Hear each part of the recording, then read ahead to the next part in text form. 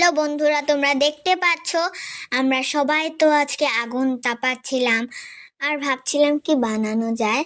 So আমি, মা, মাসি, দিদা আর তিনজন মামা সবাই তো মিলেমিশে আগুন তাপাচ্ছিলাম। আর মামি বলল বারবিকিউ বানানো যাক। সো মামা গিয়ে তো 3 কিলো চিকেন নিয়ে এলো আর এটাকে তো ভালো করে মেখে যা যা মশলা লাগে সব দিয়ে ভালো করে মেখে তারপরে অল্প টাইম সুন্দর করে রেখে দিয়েছিল। অল্প টাইম পরে চিকেনটা নিয়ে আসার পর এই স্টিকটার মধ্যে সুন্দর করে গেঁথে দিল। গেঁথে দেওয়ার পরে আগুনটা যখন কমে আসছিল তখন এই চিকেনগুলো এখানে বসিয়ে দিল। আমি তো খুব খুব বেশি এক্সাইটেড ছিলাম এই বারবিকিউটা খাওয়ার জন্য, কারণ এটা ঘরে বানানো তাই।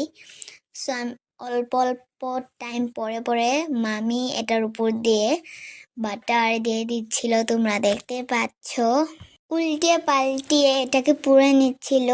আর এখানে তো আমরা অনেক মজা করেছি, অনেক ভূতের গল্প করেছি, অনেক বেশি ভালো লেগেছে আমার এখানে।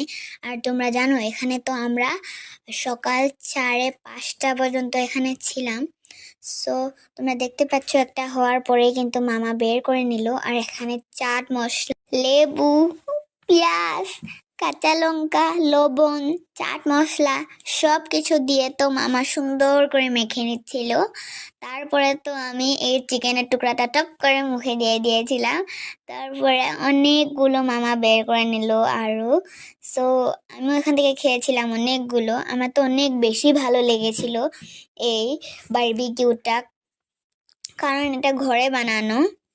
সো মামা এটাকে সুন্দর করে মেখে নিচ্ছে, তারপর দিদাও খাচ্ছে, মাও খাচ্ছে, আমিও খাচ্ছি, দুজন মামাও খাচ্ছে, আর একজন মামা তো ঘুমিয়ে পড়েছিল।